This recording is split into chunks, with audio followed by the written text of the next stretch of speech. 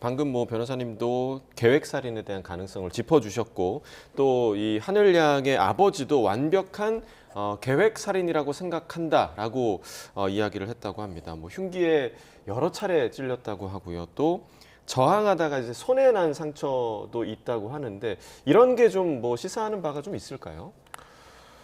네, 이게 참 이 끔찍한 상황을 다시 우리가 어떻게 예. 객관적인 진실인지를 밝혀내는 건 좀 정밀한 수사가 필요할 것으로 예. 보이는데요. 기본적으로 지금 장소적으로 봤을 때는 결국은 그 유인을 했거나 아니면은 강제로 이제 좀 보이지 않고 일반적인 사람들이 오가지 않는 곳에서 범행을 저질렀던 것으로 보이고요.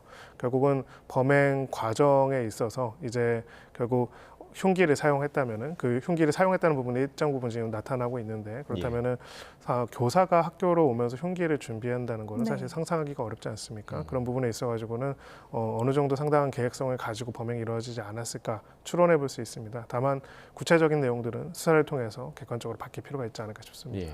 네, 현재는 이 정도 추론은 가능하지만 아직 정확한 범행 동기가 나오지 않은 상황입니다. 다만 오전에 교육부에서 나온 브리핑 내용을 좀 참고해 보면 이 해당 교사가 우울증 때문에 휴직을 했다가 조기 복직했다 이런 이야기가 나왔습니다.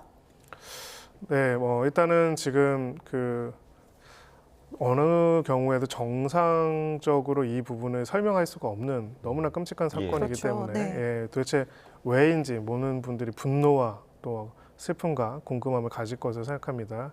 일단은 지금 여러 가지 내용들을 봤을 때는 분명한 거는 이제 이전에 이제 이렇게 휴직했다가 복직을 하기는 했고 또 이상 징후가 그 직전에 또 있었다라는 이야기가 보도가 또 됐습니다. 네. 즉 동료 교사한테 약간 폭력적인 행동을 갑자기 함으로써 사실 교사가 다른 교사한테 폭력적인 행동을 하는 경우도 일반적이지는 않죠. 그렇죠. 그런 부분에 있어가지고 사실은 이상 징후라고 볼 수 있는 부분들이 있다라는 부분들이 일단은 지금 수사 과정에서 조금 조사 과정에서 나오고 있고요. 예. 앞으로도 이제 이 부분에 대한 것들은 좀 더 확인이 필요하고 물론 이제 여기서 우리가 또 주의해야 할 거는 이제 어떤 특정 질환이 특정 강력 범죄와 반드시 연결되는 건 아닙니다. 이거 혹시라도 이제 그런 방식으로 단정되지나 말아야겠지만은 만약에 이제 이유가 되고 원인이 된 그 어떤 것도 합리적이고 정당한 이유는 없겠지만은 그 무엇인가가 있다면은 그런 부분들이 또다시 혹시라도 이제 아이들의 신체와 생명을 위협하지 않도록 어떤 조치들을 해야 할지 이번 사건에서 이 조사 과정을 통해 가지고 살펴볼 필요는 있을 것 같습니다.